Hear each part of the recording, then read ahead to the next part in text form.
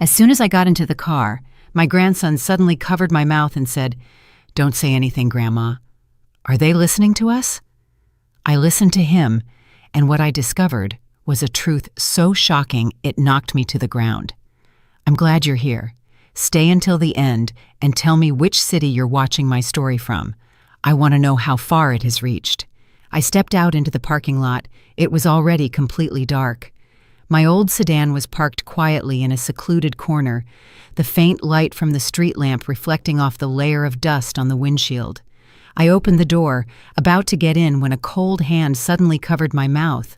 My heart pounded. A shiver of fear ran down my spine. I wanted to scream, but a trembling voice whispered in my ear, "Don't say anything. Are they listening to us?" I turned, my heart racing, and saw Liam, my grandson, huddled in the back seat. His eyes were wide open, shining in the darkness, filled with fear. Liam was barely 10 years old, but his face at that moment looked strange, too mature, as if he had seen something terrifying. I closed the door silently, my hands still trembling, trying to keep calm so he wouldn't get even more scared. "What are you doing here? You scared me to death," I whispered, my voice choked by the shock. Liam tilted his head and pointed a finger towards the office building windows. On the upper floors, some lights were still on, casting a yellowish glow like watchful eyes. I held my breath, following the direction of his finger, my mind a tangled mess. "I heard Mom and Ms. Jenkins in the office. Were they talking about you?" Liam murmured so softly I had to lean closer to hear him. "What were they saying about me?" I asked quietly, trying to sound calm, though my heart was pounding violently. Liam squeezed my hand tightly, his cold little fingers clutching me as if he feared I might vanish. "Mom said that in a few days you wouldn't have anything, that she would make you sign something, and then you'd disappear from this house."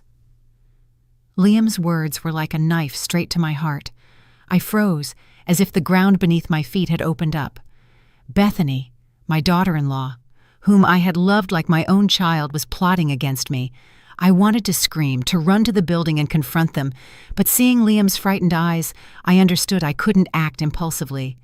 The boy was trembling, and I felt his fear so intensely that it seemed the darkness itself was swallowing me whole. Then I understood that this afternoon's meeting had been a perfectly planned charade. Bethany had been there with her sweet smile, her voice soft as honey. She always called me Mom, with such an affectionate tone that anyone would believe it was sincere. But today she insisted again and again on the topic of signing a power of attorney, as if it were the most normal thing in the world. "Mom, it's just some papers to help the company run better," she said, her eyes shining but cold. I nodded, though deep down I felt uneasy. There was something in her tone that made my skin crawl, as if every word had been carefully chosen to hide an intention. Sarah Jenkins, my trusted assistant for so many years, was sitting next to Bethany, nodding her head. That left me disconcerted. Sarah, whom I had considered a friend who knew better than anyone how much effort it had taken me to build Vance Industries, was supporting Bethany without objection. "Mrs. Vance, this is a good opportunity for you to rest a little," she said, avoiding my gaze, her eyes fixed on the table as if hiding something. I felt trapped in a snare, in a plan I couldn't yet decipher. Mr. Harrison, the family lawyer, was also present at the meeting. I had always trusted him, but today he was acting strange. He avoided eye contact and kept flipping through papers as if trying to hide his nervousness. When I asked him directly about a clause in the power of attorney, he stammered and quickly changed the subject. Distrust began to grow within me, like a small, sharp wave piercing my chest. Suddenly, I remembered Andrew, my son. He had been working remotely for several months, leaving all company matters in the hands of Bethany and Sarah. I didn't feel at ease, so I took on most of the work myself. Every day I stayed late at the office, reviewing the ledgers, reading every contract, just to make sure everything was still under control. But because of this, my health began to deteriorate. My head ached, my vision blurred from lack of sleep, and my heart felt heavy with loneliness. Andrew was my pride, but now he seemed too distant, leaving me alone to face the growing doubts. Suddenly, a shadow crossed the parking lot, its slow footsteps echoing in the silence. Liam quickly ducked, pulling me down to follow him. I also stayed silent. My heart pounded. My eyes were fixed on that figure until it disappeared completely. When nothing could be heard, Liam raised his head, his face pale. "Mom saw me," he whispered, his voice trembling. "She told me not to tell anyone, but I'm so scared, Grandma." Hearing those words, I felt my heart clench. I hugged Liam tightly, feeling his small body tremble in my arms. "It's okay. I'm here with you," I murmured, though I wasn't sure if I was trying to comfort him or myself. Bethany, to whom I had opened my heart, whom I believed would be a support for Andrew and Liam, was plotting to take away the home I had built with blood and tears. The pain overwhelmed me, not only from the betrayal, but also because I realized I had trusted too much, that I had closed my eyes to all the warning signs. The phone in my purse vibrated, and the screen lit up with Sarah's name. I was about to answer, but Liam snatched the phone from me and quickly turned it off. "Don't answer it, Grandma," he said, his voice desperate. "Mom said she's watching everything." I looked into Liam's eyes, where sincerity and fear mingled. I nodded and put the phone away, my heart heavy. Sarah, whom I had considered family, was also part of this scheme. I started the car and drove out of the parking lot, but my mind was a whirlwind. "If you go home with me now, Mom will find out everything," Liam whispered, his voice full of anguish. "Don't go back yet?" I looked at him and could feel his intelligence and bravery despite being just a child. I turned the wheel in another direction, heading straight for the outskirts, far from the office lights and the eyes that were watching us. During the drive, I tried to stay calm, but inside, a storm raged. I had dedicated my life to building this family, to protecting Andrew and Liam, but now it was precisely those closest to me who were turning their backs. The pain came not only from the betrayal, but also from the loneliness, as if I were standing in the middle of darkness, not knowing whom to trust. I stopped the car on a secluded road on the outskirts, where the streetlights barely illuminated the path. A small cafe hidden behind some trees emitted a warm, yellow light from its windows, like a refuge amidst the storm raging within me. I took Liam's hand, and we went inside, feeling his small fingers squeeze mine tightly, as if he feared that if he let go, I would disappear. I ordered him a cup of hot cocoa, and for myself, just a bitter black coffee, hoping it would help me stay awake. But the truth was, my head was spinning, and my heart ached from everything Liam had just told me. Liam sat very close to me. The old wooden chair creaked every time the child moved. He kept looking out the window with those large, curious eyes, as if expecting someone to appear from the darkness. I placed my hand on his shoulder and gently said, "Liam, don't be scared. It's just you and me here." But even I wasn't sure if I was comforting him or myself. That feeling of unease clung to me like an unshakable shadow. I lowered my voice almost to a whisper. "What did you hear? Tell me everything, every detail." Liam bowed his head. His small hands gripped the edge of his shirt tightly, and he murmured, "They said you're dumb, that you'll sign all the papers without reading anything, that afterward, everything will be theirs." Those words were like another stab piercing my chest. Bethany, my daughter-in-law, whom I had treated like a daughter, called me dumb behind my back. I dedicated my entire life to building this company, to caring for this home for Andrew and Liam. And she believes I'm so naive as to hand it all over with my own hands. I tried to stay calm, though my heart ached. "Are you sure?" I asked, my voice trembling, though I didn't want Liam to notice. The child nodded, his eyes filled with tears. "Mom even laughed with Ms. Jenkins. She said you'd be left with nothing afterward." His words were like an icy wind blowing over my skin. I imagined Bethany and Sarah in the office, laughing at my pain, and the bitter taste of betrayal filled my mouth like the coffee in front of me. I had trusted Bethany. I thought she would be the one to continue my legacy and take care of the family. But now she was planning to take everything from me, even the roof I had built with my own efforts. A shiver ran down my spine, but I kept my face serene. I didn't want Liam to see his grandma weak. I didn't want him to think I didn't have the strength to protect him. "I understand," I told him, my voice soft but firm. "Don't worry. I'll find a way." Liam looked at me with a mix of doubt and hope, as if he wanted to believe I could fix everything. But the fear still clung to him. Suddenly, the cafe door creaked open, and a man entered. He wore a dark coat. He looked around and stopped at our table before sitting in a nearby corner. Liam immediately ducked his head, clutching my sleeve tightly, as if wanting to become invisible. I felt his fear, and my heart pounded violently. I looked closely at the man and recognized him. David Miller, the former security guard who had worked at Vance Industries for many years. He had always been reliable, with his calm smile at the entrance, but now his presence unsettled me. "Mr. Vance," David approached and said in a deep voice, "Long time no see. How have you been?" I responded with a forced smile. "Fine, thank you." But inside, I was full of doubts. Was his appearance here, at this very moment, a coincidence, or was it also part of a plan I still didn't understand? Liam lifted his head slightly, looked at him, and whispered to me, "I trust him. He used to protect you." His words made me pause. Liam, though so small, was more perceptive than I thought. Perhaps he was right. David had been loyal, and now I needed someone I could trust. I nodded slightly and turned to David, lowering my voice. "Mr. Miller, I need your help. Take Liam and me home safely, but no one must know. They are watching us." David looked at me seriously and replied firmly, "Understood, Mrs. Vance. I'll take care of it." He asked no more questions, and that gave me a strange relief. In a world where I no longer knew whom to trust, his silence was an unexpected comfort. On the way back, David drove through small streets, moving away from the city lights.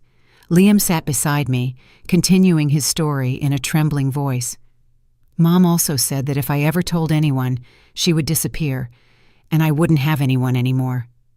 The child's eyes were filled with tears, and I felt as if my heart was being squeezed. Bethany not only had me in her sights, but she also dared to threaten Liam, the grandson I loved more than anything. I hugged him tightly against my chest, whispering, "You are very brave. I'm not going to disappear, so don't worry. I promise." But deep down, I knew how fragile that promise was.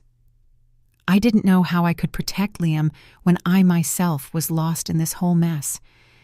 As the car was about to reach our neighborhood, David suddenly slowed down, his gaze sharpening in the rearview mirror. "Mrs. Vance, there's a strange car parked a few feet from the entrance. The lights inside are still on." A shiver ran through my body. I looked out the window and saw the faint glow of that car, like a lurking eye in the darkness. "Let's not go home," I said, my voice firm, though inside I was churning. "Take us to Martha's house." David nodded. He turned the wheel in another direction, and I felt a momentary relief as that strange car was left behind. Martha, my lifelong friend, opened the door, her face surprised to see Liam and me there, in the middle of the night. "Eleanor, what's wrong? Why are you here at this hour?" she asked, her voice concerned. I just shook my head. I led Liam to the small living room and whispered, "Martha, keep this a secret. I'll tell you everything later." She nodded without asking more questions, and I knew I had turned to the right person to trust.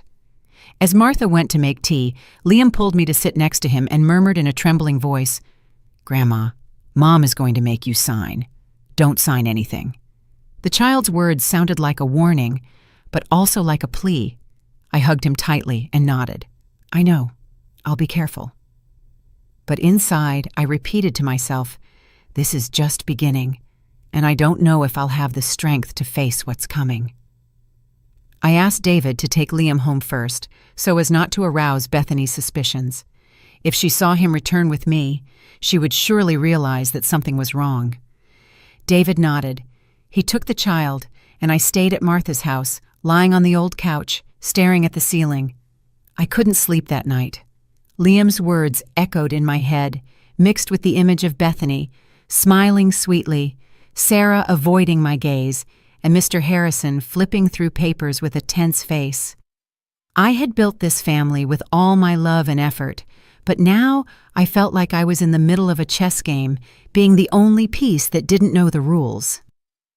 The next morning I returned home early, as the sun was just beginning to dissipate the mist. My steps were heavy, as if each one carried an invisible fear. I pushed the door open and entered the living room, and immediately Bethany appeared, carrying a tray with steaming tea. Her smile was radiant, but I could feel the falseness emanating from every feature of her face. "Mom, where were you yesterday? I called you many times and you didn't answer," she said with a honey-sweet voice but with cold eyes, scrutinizing my every reaction. I forced myself to remain calm, though inside everything was a whirlwind. "I went to a friend's house and just stayed to sleep there," I replied, my voice even, as if nothing mattered. But in my head, Liam's words kept ringing about how Bethany and Sarah planned to separate me from my own family. The pain pierced me, not out of fear of losing the company or the money, but from the betrayal of someone I had considered a daughter. I had opened my heart to welcome Bethany into my home. I had taught her step by step how to manage the business, and now she stood before me with a false smile, as if she had never intended to destroy me. Bethany lowered her gaze, then smiled. "You should have just let me know, Mom. I was very worried." Her words sounded like a gentle reproach, but I knew it was just a mask. I watched her in silence, trying to read her every gesture. At that moment, Sarah came out of the kitchen with a notebook in her hand. Her eyes reddened as if she had been crying. She immediately regained her professional demeanor and said in a neutral voice, "Mrs. Vance, you have a meeting with the lawyer today about some transfer documents." I nodded, feigning indifference, but my eyes remained fixed on the notebook. The blue cover looked strange. It didn't resemble any of the company's files. A hunch ran through me, making my chest pound, when Bethany turned to place the tea tray on the table. I seized the moment and dropped my handkerchief near where Sarah was standing. I slowly bent down to pick it up and managed to glimpse the notebook. Among the scribbles, it read, "Power of attorney, urgent signature." My heart skipped a beat. Sarah, whom I had trusted so much, was keeping a secret that could destroy me. I straightened up with a forced smile, but inside, the bitterness of betrayal burned me. I had treated Sarah like family. I had shared the company's difficulties with her, and now she was on Bethany's side, participating in a plan to push me into darkness. At noon, Bethany served a carefully prepared meal. The dishes smelled delicious. Golden tortillas, beef stewed with spices. The whole house was filled with familiar aromas, but I barely took a few bites when I recognized a faint, unmistakable scent, that of the sedatives my mother used to take to sleep. My heart pounded, but I kept my expression calm and uttered some words of praise. "You cook wonderfully, Bethany." Then I excused myself, saying I was tired, and went to my bedroom. As I passed Bethany, I noticed her eyes following me, calculating how much I had eaten. Suspicion grew within me. I couldn't show any sign. As soon as I locked the door, Liam entered through the small back window that I always left slightly open for ventilation. He whispered, his voice trembling, "Grandma, Mom put something in the food. I saw that while she was cooking, she poured a strange powder from a folded paper."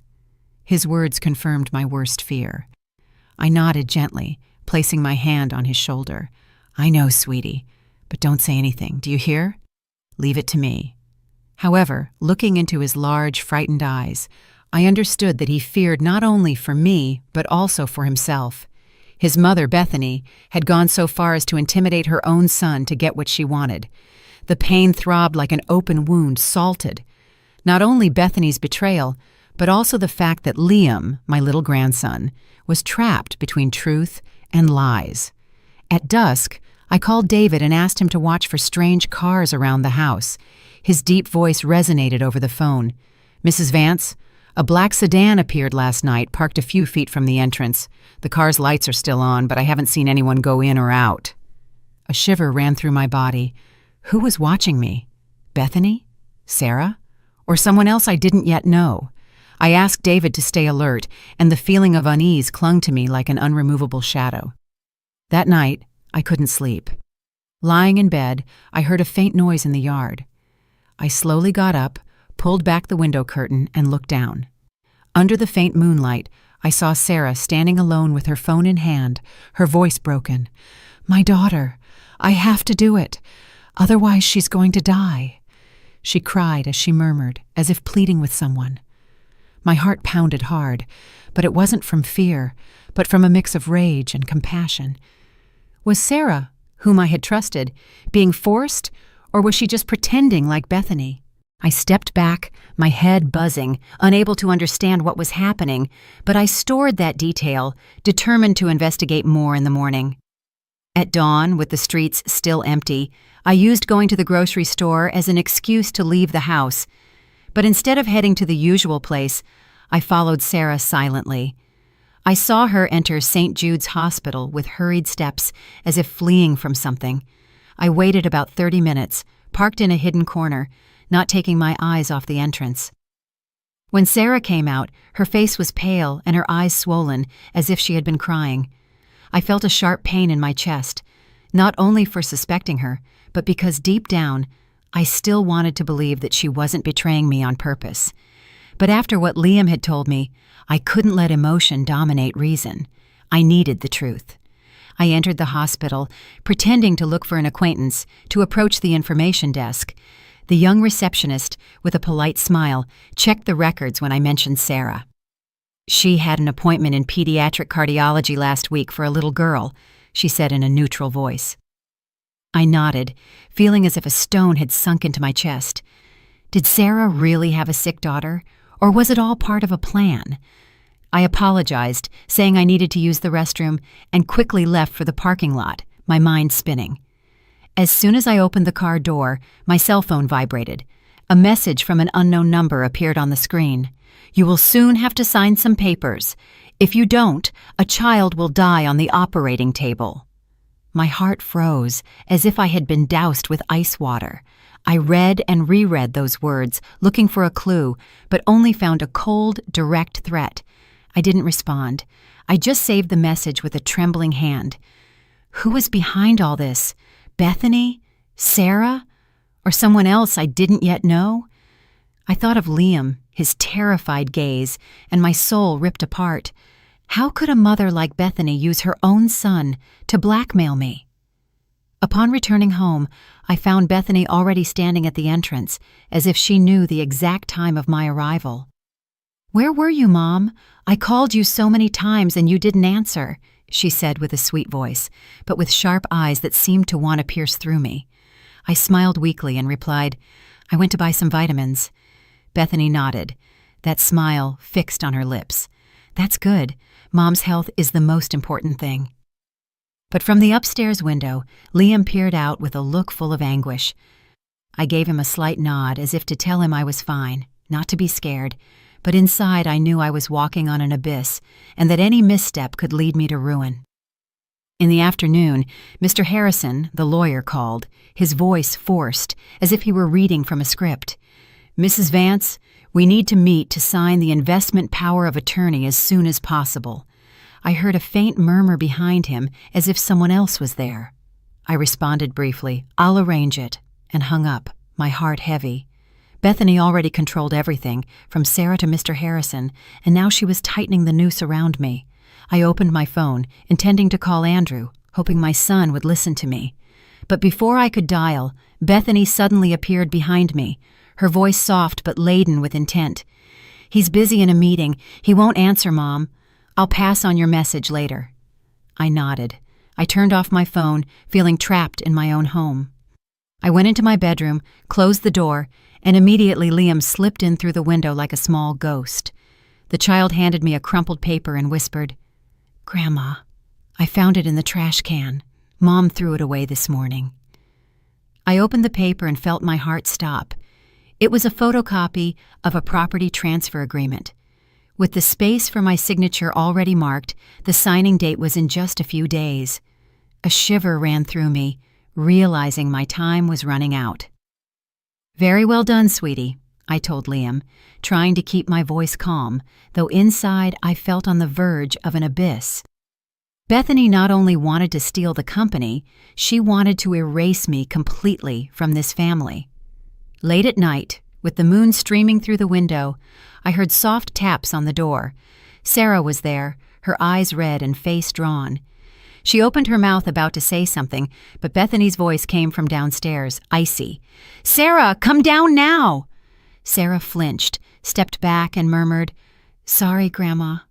Then she left quickly, as if afraid of being discovered. I watched her go with a mixture of rage and compassion. Was Sarah being forced, or was she just pretending to deceive me? Right after, my phone vibrated again. Another anonymous message. I repeat one last time, sign or lose the child. Surely you don't want an innocent to pay for your mistakes, do you? I looked at Liam, who was sleeping deeply on the armchair in my bedroom, his face helpless. My heart clenched.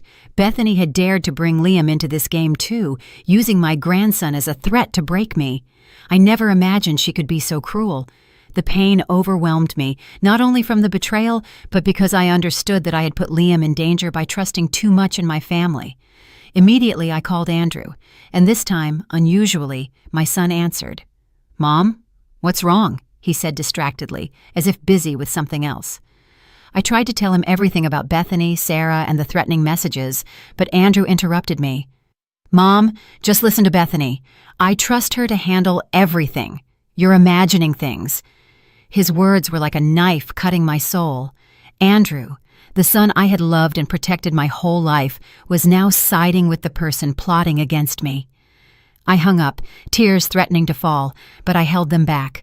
I couldn't allow myself to be weak, not now, when Liam still needed me. That night, I lay in bed, staring at the ceiling, my head spinning. I thought of all the years that had passed since my husband and I built this company together. When I held Andrew in my arms and promised him a good future, I sacrificed everything, from sleepless nights to days of arguments with partners, just to keep this family safe.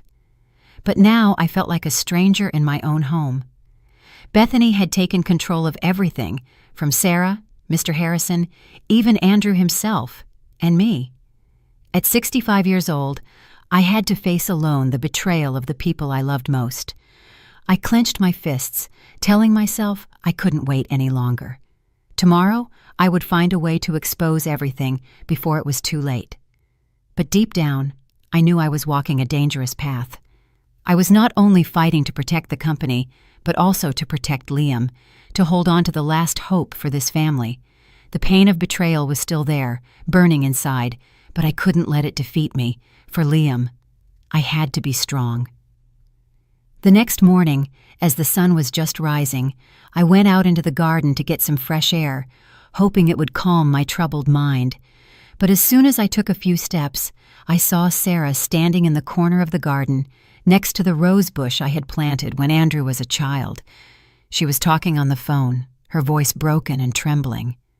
"Please, give me a little more time. I'll get the money, I promise." I froze, not because I wanted to eavesdrop, but because Sarah's voice was filled with pain, as if she were begging for her own life. When she looked up and saw me, her face turned pale, and she hung up the phone with trembling hands.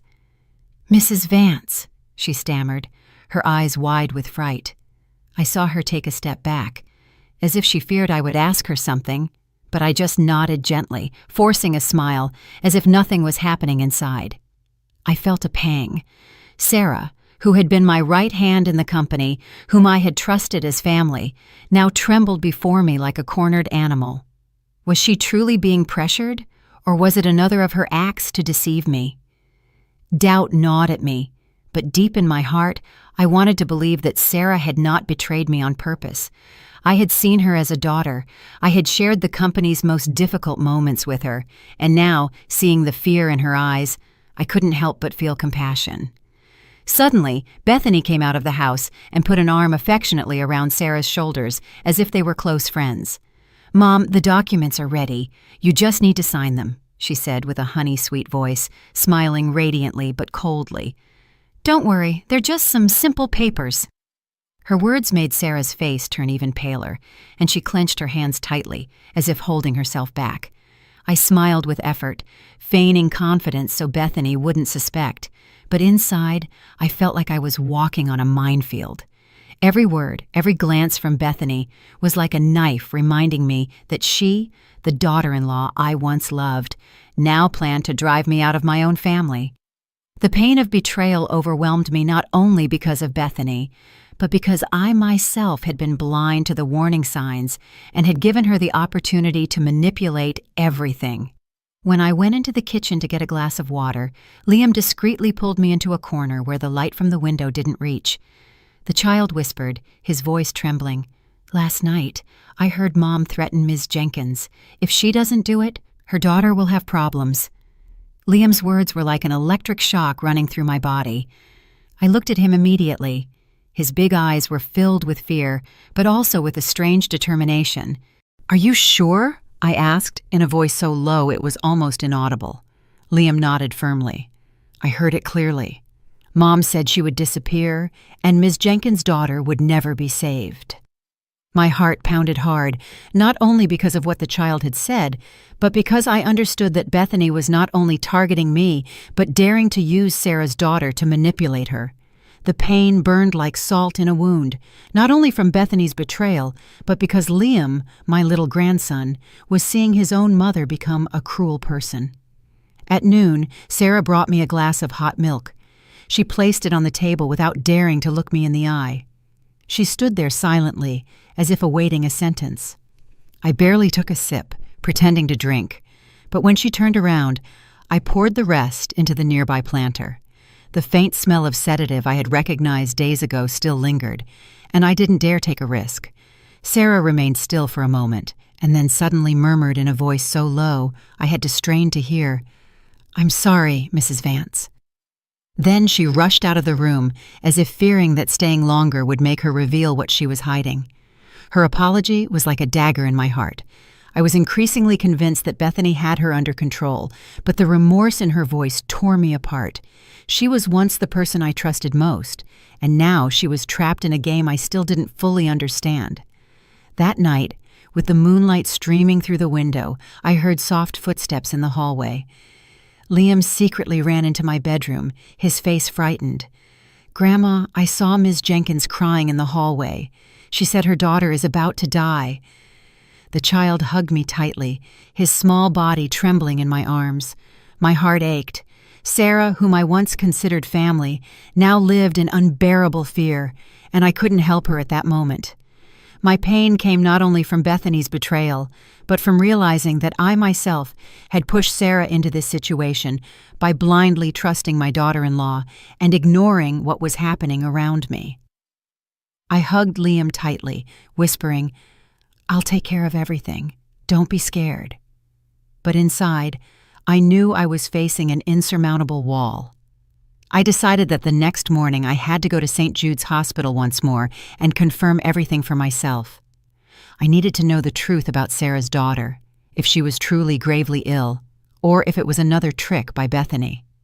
When Liam fell asleep in my arms, I looked at his innocent face, and a new determination was born within me. I couldn't allow Bethany to continue manipulating this family, not only for myself, but for Liam, for Sarah, and for the home I had dedicated my entire life to building. The next morning, as the light of dawn barely illuminated the empty streets, I asked David to drive Liam and me to St. Jude's Hospital. I used a routine medical checkup as an excuse, but deep down, I knew I was entering a battle. Liam sat beside me, his small hands tightly intertwined, his gaze filled with concern, but trying to remain firm. I placed my hand on his shoulder and whispered, "Don't be scared, sweetie. I just need to check a few things." However, I myself felt my heart thumping, as if every beat reminded me that time was running out. Bethany, with her false smile and her threats, was tightening the noose around me, and I needed to discover the truth before it was too late. At the hospital's records desk, I looked for Clara. a retired nurse who had worked with my mother many years ago. Clara, with silver hair and a kind smile, recognized me immediately. "Eleanor, long time no see. Are you here for a checkup?" she asked with a voice full of affection. I smiled, trying to maintain a natural demeanor.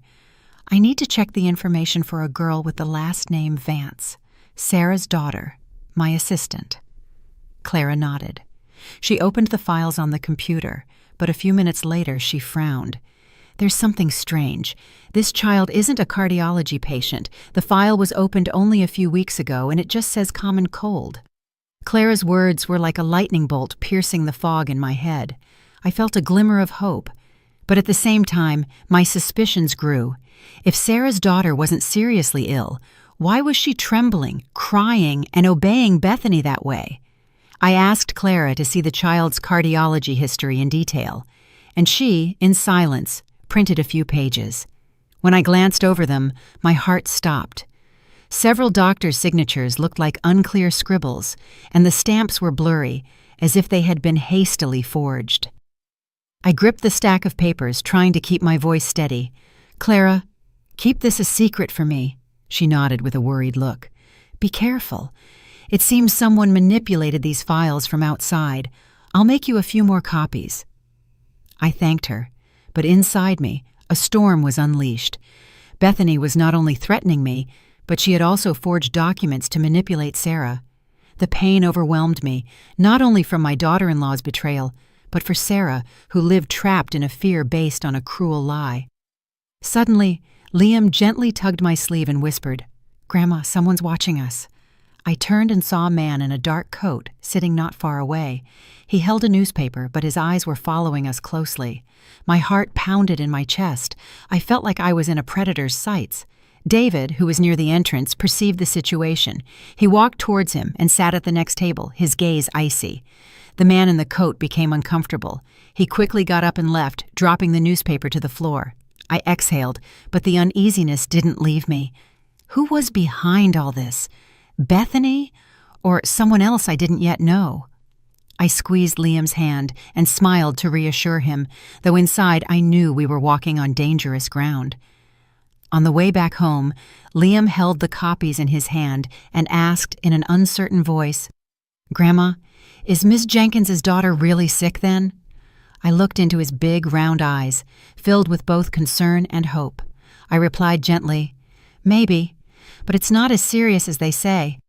I think your mom exaggerated everything to pressure Sarah. Sarah doesn't know anything. She's convinced her daughter is very sick, and that's why she obeys blindly." My words silenced Liam, but I noticed he squeezed my hand harder, seeking comfort. I felt a lump in my chest thinking about Sarah, trapped in a lie, and Liam, my little grandson, forced to confront the truth that his own mother was the manipulator. Upon reaching the gate, I saw Bethany waiting for us, her face unusually sweet. "Where were you all morning, Mom? I was worried," she said in a sugary voice, though her eyes examined me harshly. I answered calmly, "I went for a medical checkup. I didn't want to bother you." Liam hid behind me and immediately added, "I went with Grandma. The doctor said I'm very healthy." He said it innocently, but I knew he was trying to protect me, and that broke my heart. A 10-year-old boy who should only be thinking about studying and playing was forced to lie to keep his grandma safe. My pain came not only from Bethany's betrayal, but also from knowing that I had allowed Liam to end up in the middle of all this. Bethany took my hand with a warm yet unsettlingly cold gaze. "Mom needs to take care of her health so she can continue to look after the company and the family." She said it with a tone full of concern, but I felt as if a venomous snake was coiling around me. I shivered, though I tried to control myself, and replied with a smile, "Thank you, dear. I'll be careful." When Bethany turned around, I watched her back with the sensation of looking at a stranger, the daughter-in-law I once loved, whom I thought would be a support for Andrew and Liam. Now she was the one trying to push me into darkness. I thought of the past days when I taught Bethany how to keep the ledgers. When I hugged her at Andrew's wedding, all of that now was nothing more than memories torn apart by betrayal. The day of signing the power of attorney finally arrived, and I felt as if I were entering a battle I wasn't ready for. I put on a gray dress, the color I usually chose when I needed serenity, but that day it only made me feel heavier. My heart pounded as I went down to the boardroom, where all eyes were focused on me. I still didn't know how to face Bethany, but I was clear that if I didn't do something, everything I had built, the company, the family, and even trust, would disappear. The pain of betrayal still burned within me, like a wound that wouldn't stop bleeding. Bethany, the daughter-in-law I once loved, was now the one trying to kick me out of my own home. In the boardroom, Bethany and Sarah were already seated, the table full of perfectly arranged papers, like a trap ready to close. Several important shareholders of Vance Industries were also present, their gazes mingling curiosity and tension. Mr. Harrison, the lawyer, was in the corner of the table, his face taut like a stretched string, his hands clasped together as if trying to hold something back. I looked at him, remembering when he was a young lawyer dedicated to my family, and felt a sharp pain in my chest. How had it all come to this? How could those who were once worthy of my trust turn their backs on me? Bethany smiled sweetly, her voice as soft as honey. Mom just needs to sign in the marked places. Sarah and I have already taken care of everything. Andrew also reviewed it and gave his signature of approval. All that's left is for you to sign so it's complete. Her words were like a sharp knife, but wrapped in a layer of tenderness. She mentioned Andrew, my son, as if she wanted to use his name to compel me. I looked into her eyes and saw that cold confidence that tore me apart inside. Andrew, the son I dedicated my whole life to, was now manipulated by his wife, and I didn't know how to get him back. I sat down. I took the pen with trembling hands. Outside, through the hallway window, I saw Liam standing, his big eyes fixed on me. He looked small and fragile, but his gaze was filled with determination, as if telling me not to give up. I smiled at him, trying to reassure him, though inside I felt I was on the brink of an abyss. The anonymous messages, the threats about Sarah's daughter, and even Andrew's distrust. It was all a storm dragging me into darkness. As I prepared to sign, Liam suddenly disappeared from the window. My heart skipped a beat. A cold fear ran down my spine. "Where's Liam?" I asked, raising my voice, unable to hide my anguish. Bethany smiled, her tone soft but full of intent. "I sent someone to take him outside to play so Mom can relax and sign." Her words were like a disguised threat, reminding me of that anonymous message about losing my grandson. My face turned pale, though I tried to remain calm, clutching the pen tightly in my hand. I feared something would happen to Liam, that Bethany had gone so far as to harm her own son to get what she wanted. Just as I was about to sign, Sarah suddenly stood up, slammed her hand on the file, and looked at me with eyes full of panic. "Please don't sign," she whispered, her voice trembling, as if she had crossed a line she had always feared. The boardroom fell into absolute silence, all eyes fixed on her. Bethany clenched her teeth, slammed the table, and let out an icy voice. "Sarah, what are you doing?" I looked at Sarah. I saw her tremble, her eyes red, but there was something in her gaze, guilt, desperation, and also courage, that made my heart pound. Sarah took a deep breath, as if gathering all her courage, and pulled a small USB drive from her purse, placing it in front of me. "It's all recorded here. Please, use it," she said, her voice choked. Bethany screamed and lunged to snatch the drive, but David, who was standing by the door, immediately entered and held her firmly. "That's enough, Mrs. Cooper!" David roared, full of fury, his hands trembling. I took the drive and connected it to the conference room computer. When Bethany's voice sounded clear and cold, everyone froze. "She won't have anything after she signs, Sarah. If you betray me, your daughter will die." Those words were like a knife, not just for me, but for everyone present. The shareholders began to murmur, their gazes shifting from surprise to indignation. Sarah burst into tears, knelt in front of me and sobbed. "Mrs. Vance, forgive me. I didn't want to. But she threatened my daughter. I looked at her and saw the pain in her eyes, and within me, rage and compassion mingled. Sarah, whom I had trusted, had been caught in Bethany's web, but she chose to stand up, even if it was late. I wanted to say something, to comfort her, but before I could open my mouth, the room door burst open. Liam ran in, his face pale but firm, followed by Martha and several local police officers. "Grandma!" he cried, hugging me tightly. Martha stepped forward, her gaze icy as she looked at Bethany. "I called the police as soon as Liam told me everything." Bethany, desperate, began to scream, "It's all lies! Mom, don't believe him!" She turned to me, her eyes pleading, but I looked at her steadily and replied in a grave voice, "The truth cannot be hidden forever. I've known it for a while." My words left her stunned, but inside me, there was no satisfaction. I only felt a deep pain because my daughter-in-law, whom I once loved, was now showing her true face. I thought of Andrew, how much my son would suffer when he learned the truth. I thought of Liam, my little grandson, forced to see his mother become a cruel person, and I thought of Sarah, who had the courage to speak, even if the price was to carry that wound for life. When Officer Davis, wearing a badge with the name Davis, stepped forward with a serious expression, the tension in the room became unbearable. He ordered Bethany to be detained for questioning, and she immediately began to struggle, screaming in a high-pitched voice, "This is all made up! That memory stick is fake!" Her face reddened, completely erasing the sweet smile I had known. She looked like a cornered animal, and although I had prepared myself, I felt my heart shrink. Not because I had compassion for Bethany, but because it hurt to think of all the years gone by, of those moments when I hugged her, believing she would be part of this family. Now, seeing her scream, I only recognized a stranger guided by greed. I turned towards Sarah and saw her slumped in the chair, tears streaming down her cheeks. Her hands trembled, pressing tightly against her chest, as if she was trying to hold something that was breaking into pieces. When the police prepared to take Bethany away, Sarah suddenly stood up, her voice trembling but full of determination. "Please, listen to me. I have to tell the truth." The entire room fell silent, all eyes fixed on her. I looked into Sarah's eyes. I saw the pain and torment in them and felt a knot in my heart.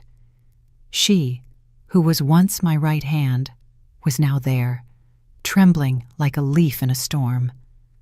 Sarah took a deep breath, her voice choked. "Bethany gave me money several times and threatened me to help her. I did everything because my daughter needed surgery. I didn't want Mrs. Vance to lose everything. But if I didn't obey Bethany, my daughter would die." Her words were like a dagger, not only to me, but to herself.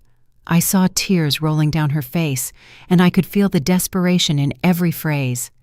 Sarah had not only been forced, she was also trapped in overwhelming fear, convinced that her daughter was on the verge of death. I wanted to approach her, hug her, tell her I understood, that I didn't blame her. But I couldn't move.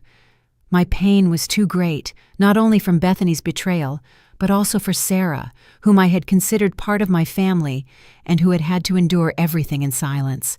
Officer Davis carefully took notes, but another officer, with a look of distrust, intervened. "What's the child's name? Where is her medical file?" Sarah immediately replied in a trembling voice, "The child's name is Sophia Jenkins." But when asked for the file, she hesitated, her gaze lost. I have the documents, but I left them at home." Bethany, though David held her tightly, smiled sarcastically and said in a mocking voice, "She's making it all up to blame me." That smile from Bethany chilled my blood. She still maintained that confidence, as if she knew Sarah didn't have enough proof to sink her.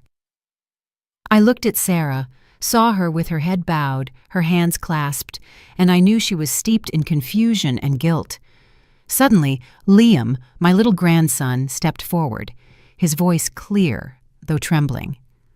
"I heard my mom say that Ms. Jenkins's daughter was never in any hospital." His words dropped like a bomb, leaving the room in absolute silence. I turned to Liam and saw the firmness in his eyes, though his face was still pale with fear. Bethany screamed in a shrill voice. "He's just a child! He doesn't know anything! Don't believe him!" But her words no longer held power. Sarah was stunned, her eyes wide, murmuring, "No, it can't be." She recoiled as if she had just received a direct blow to the chest. I saw the confusion in her eyes, and my heart trembled again. If what Liam said was true, then Sarah had been deceived not only by Bethany, but also by her own fears. Officer Davis immediately asked Sarah to hand over all documents related to her daughter. Sarah nodded, trembling, but in her eyes I saw absolute bewilderment, as if she was beginning to realize that perhaps she had been trapped in a lie all this time. I wanted to say something. I wanted to comfort her. But before I could open my mouth, the room door burst open. Andrew, my son, entered, his face full of tiredness and tension. He had just returned from a business trip, his shirt wrinkled, as if he had run straight from the airport to here. I looked at my son with a heart full of hope. I thought Andrew, knowing the truth, would be on my side, that he would understand that Bethany had manipulated everything. But then Andrew looked at me, and his gaze was not of compassion, but of disappointment. "Mom, why did you listen to Liam? He's just a child. How can you blame my wife just because of what the boy said?" My son said in a grave voice, but full of reproach. "Bethany would never do something like that." Andrew's words were like a direct stab to the heart. I froze, feeling as if the ground beneath my feet was crumbling. Andrew, the son I had dedicated my whole life to loving and protecting, was there, doubting me, defending the wife who had betrayed the whole family. The pain overwhelmed me, not only from Bethany's betrayal, but because Andrew, whom I thought would always be my support, was now turning his back on me. I looked at him, trying to keep my voice calm, though tears threatened to fall. "Son, I've only tried to protect this family. To protect you and Liam. But don't you see? Bethany has deceived us all." Andrew shook his head, his eyes full of anger. "Mom, you're too distrustful. Bethany only wants what's best for the company, for the family." His words were another wound, deeper, more painful. I felt like I was losing everything. Not just the company, not just trust, but also the son I loved most. The atmosphere in the boardroom seemed to have frozen. Only Bethany's shrill screams could be heard, as if trying to tear through the silence. She clung to Andrew, tears streaming down her cheeks, her voice trembling but full of drama. "Honey, I did it all for Sarah. Our daughter is dying. I couldn't stand by and watch an innocent child die." Bethany acted perfectly, as if she truly were a victim dragged into a conspiracy she didn't want. But I looked into her eyes and saw the falseness hidden behind the tears, and my heart broke. That wasn't the woman I once loved, whom I thought would support Andrew and Liam. She was there pretending to be a victim to cover her guilt. The pain of betrayal consumed me not only because of Bethany, but for having allowed her into my family and hurting those I loved most. Sarah collapsed into the chair, her gaze laden with guilt, as if reproaching herself for having dragged Bethany down this path. She said nothing. She just lowered her head, covering her face with trembling hands. I wanted to go over and tell her I didn't blame her, that I understood she was trapped by fear. But before I could do anything, Liam, my little grandson, stepped forward, holding a phone in his hand with unusual determination. "I have something," he said in a low voice, but Clara had opened a message conversation that Bethany had sent to someone and read aloud. "If Sarah doesn't sign, her daughter will die just like the previous one." Liam's words were like a bomb, leaving the room in absolute silence. All eyes fixed on Bethany, who was now pale, without a trace of the confidence she had shown. Sarah lifted her head, trembling, and asked, The previous one? What do you mean? My daughter was born perfectly healthy. She was only weak at first. Why do you say that?" Her voice broke as if she had been hit hard in the chest. I looked at her and saw the confusion and pain in her eyes, and my heart felt crushed. Sarah, who had lived under fear for her daughter, now faced a truth even more terrifying than she could ever imagine. At the same time, Mr. Harrison, the family lawyer, suddenly stood up with an old medical file in his hand, his face pale, as if he feared being arrested along with Bethany.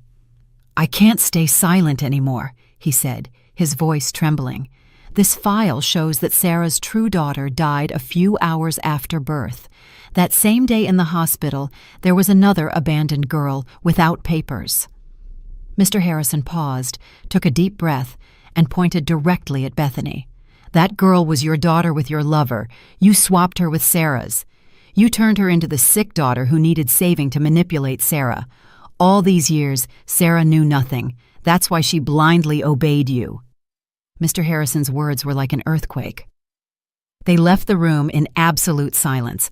Bethany screamed in a shrill voice, "Shut up, Mr. Harrison! You're making it all up!" But he didn't stop. His eyes reflected pure determination. "I have proof. It's all here." Sarah collapsed, covering her face as she wept inconsolably between pain and rage. "So all these years I've lived a lie. I betrayed Mrs. Vance only for a child who wasn't even mine." Her voice broke as if her whole world had just crumbled. I looked at her and saw an indescribable anguish in her eyes. My heart trembled. She had not only been deceived, but forced to make a terrible mistake, all because of Bethany's cruel lie. Andrew remained there, silent. The expression on his face changed from surprise to rage, and then to complete devastation. His gaze broke as he looked at Bethany, as if he suddenly understood that the wife he had always trusted was nothing more than a fraud. I wanted to run and hug my son, tell him I was there, that I would always be by his side. But I couldn't move.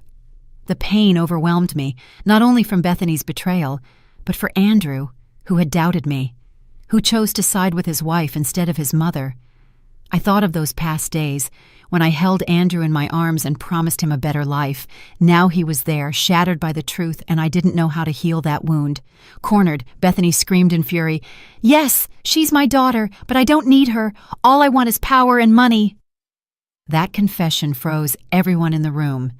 Even the shareholders, who only cared about profits, looked at Bethany with horror.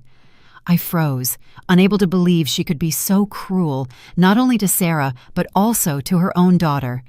They handcuffed her right there, still struggling and screaming, "You'll regret this! No one will be saved!" But as the police led her away, all I felt was a deep emptiness.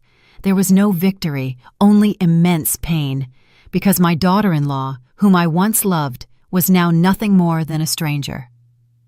Andrew turned to me, his voice choked. "Mom, I'm sorry. I've been blind. I let Bethany manipulate me, and I even doubted you." He approached and hugged me tightly. I felt the trembling of his body in my arms. I wrapped my arms around him but said nothing. I wanted to comfort him, to tell him everything would be okay, but I couldn't. The pain was still there, not only from Bethany's betrayal, but because Andrew had made me feel alone in my own family. I just hugged him, feeling the warmth of my son, hoping that time would heal those wounds. Sarah, with pain, approached the police and handed over all the real evidence, the recording, screenshots of the messages, the fake contract, with a look full of determination. "I made a mistake, but I won't allow her to destroy anyone else." I looked at her and saw a mix of bravery and remorse in her, and I knew she was trying to redeem herself. I placed my hand on her shoulder. I nodded gently, as if to tell her I understood, that I didn't blame her. Sarah looked at me, tears streaming down her face, and I saw a glimmer of hope in her eyes, however small. I looked at Liam, Andrew, and Sarah, my heart heavy, but at the same time relieved. The brutal truth had come to light, and although it left deep wounds, I knew this was the first step to beginning to heal. A few weeks after that decisive day in the boardroom, I received news that Bethany had been formally charged with fraud, coercion, and conspiracy to appropriate assets. The police reported that her lover, the mysterious man who used to park the black sedan in front of my house, who had posed as a doctor to falsify documents, had also been arrested. He confessed everything, from collaborating with Bethany to create a false medical history to sending the anonymous threatening messages to me. Hearing the news, I sat silently in the living room, looking at the garden where the rose bushes were still blooming. But inside, I felt no victory. Instead, there was only emptiness, as if a part of my family had been torn away and nothing could ever reunite it. Bethany, the daughter-in-law I once loved, was now nothing more than a name in a police file, a painful memory I didn't want to evoke. The court considered Sarah a forced accomplice, but also a victim of this cruel scam. She did not receive a prison sentence, but I knew that guilt would accompany her for life. I thought of the past years, when Sarah was an enthusiastic young woman who always supported me during the toughest moments of the company. She had betrayed me, yes, but not out of ambition, but out of fear and love for the daughter she believed was hers. I didn't blame her, but every time I remembered what happened, my heart trembled, not only from the betrayal, but because I had allowed her to fall into that situation, trapped in Bethany's web. A few months after the sentencing, I decided to take Liam to visit Sarah. I wanted to see her, to know how she was living after so much pain. When we arrived, Sarah was in a small apartment, hugging a little girl. The child had big eyes, just like Liam's when he was small, and an innocent smile that deeply moved me. Sarah looked exhausted, her face drawn, but when she saw me, she smiled. A weak but sincere smile. "The child is not to blame," she said, her voice choked. "Even if she is Bethany's daughter, I have raised her with all my love. You don't have to give birth to be a mother." Sarah's words touched my heart, and I felt tears burning in my eyes. I put my hand on her shoulder and nodded. "I understand, Sarah. You are a true mother." Sarah looked up, her eyes full of tears. "You still trust me after everything I did?" I looked at her directly in the eyes, my voice low but firm. "Mistakes can be fixed. The important thing is that you had the courage to tell the truth." My words made Sarah burst into tears, but I saw a glimmer in her eyes, as if she had finally been freed from a burden. Liam, by my side, suddenly ran to hug Sarah's legs and whispered, "You saved Grandma. You saved me and my dad, too." His words left a lump in my throat.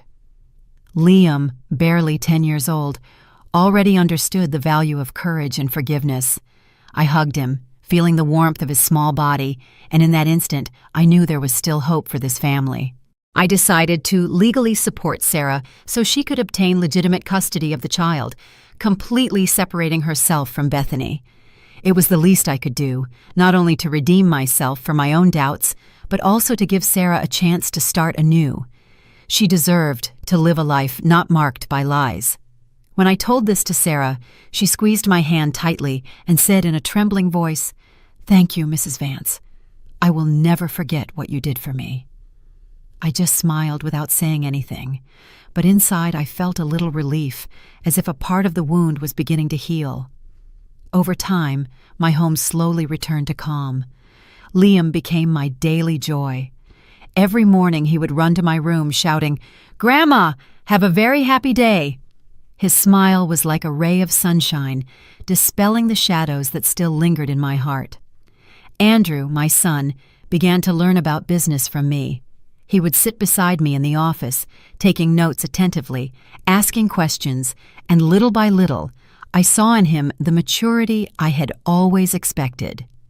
Andrew received many collaboration invitations from potential partners, and I knew that soon he would be ready to take over Vance Industries in my place. But most of all, I saw repentance in his eyes. He didn't talk much, but every time he looked at me, his gaze seemed to say, "Mom, I'm sorry." I didn't blame him, but the pain of being doubted by my own son still lingered, like a scar that never disappears. Sarah returned to work with me, this time as someone who received a second chance. She dedicated herself diligently without her previous insecurity. Little Sophia, Sarah's adopted daughter, was accepted into a nearby private school. For the first time, I saw her smile with joy, running in the yard with other children. Seeing that scene, I couldn't help but be moved. Although Sophia was Bethany's daughter, she was still part of this family, loved and protected by those who had survived the storm. At the annual company meeting, I stood up to speak in a grave but clear voice. Family, in the end, are not those who share our blood. They are those who dare to protect us in times of danger.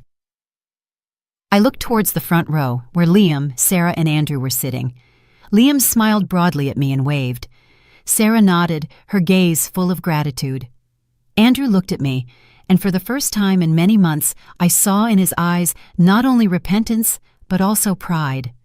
They all smiled back at me, and in that instant, I felt my heart lighten. After so many storms, I had regained peace. I returned home, sat in the living room, and looked out at the garden where the rose bushes were still blooming. I thought of the years that had passed, of the days when my late husband and I built this family, of the sleepless nights, worried about Andrew and Liam. Although everything had changed, although the scars remained, I knew I had recovered the most important thing: love and family unity. I smiled, feeling a warmth spread within me, and told myself that although the road ahead still held challenges, I would never allow this family to break again. The story we tell is fictional, but it is based on some real events. Names and places have been changed to protect the identity of those involved. We tell this not to judge, but with the hope that someone will listen and pause to think, how many mothers are suffering in silence within their own homes? I am truly curious. If you were in my shoes, what would you do? Would you choose silence to maintain peace, or would you dare to face everything to regain your voice? I want to know what you think, because every story is a candle that can light the way for someone else. God always blesses, and I firmly believe that courage leads us to better days. If you enjoyed my story, you can support me by sending a super thanks so I can write more stories like this. Thanks a lot in advance. What about you? What would you do in this person's shoes? I'd really love to hear your thoughts, so drop them in the comments. I'm always curious to know what you think. Oh, and let me know where you've heard this story. If you want to hear more life stories like this, like the video and subscribe to my channel. There are many more waiting for you. Big hugs and see you next time.